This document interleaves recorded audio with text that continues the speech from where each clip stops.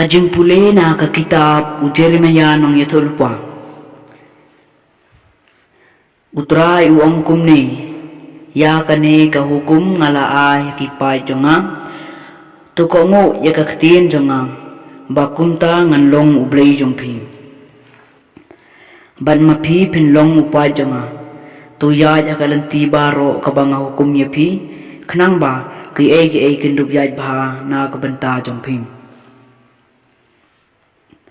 Henry kim syam ko mu ni sya skor ay penban kilaya jala ka jong kamon bat ha ka jeng mutlop jong ki donot bahman jong ki hadu bakila nang sniu ha ka jaka ban nang khambha hadu kata kasni bagi kpa temen jong pi kila mi na Egypt hadu menta menim ngalayay pa Syaki ya baro ki syakri jonga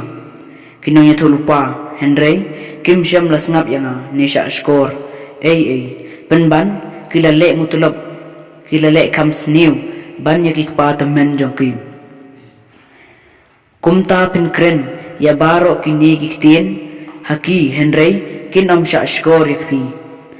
pinkot yaki Henry kinom thi te kumta pinong yaki kane kalong kajat benriu kabom syam ko ngo ya kaktin jong trai ublay jong kim bat kibam pediang ya kajing sneng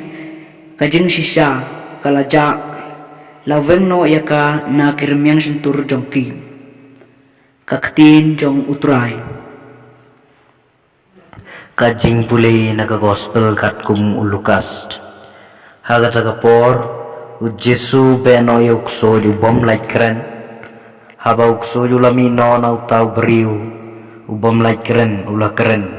bat kipait ba kilalengo Henry don naki kibalaong ube no yakiksoy da Belzebul urang bakiksoy kad baki weipat bantan jo yu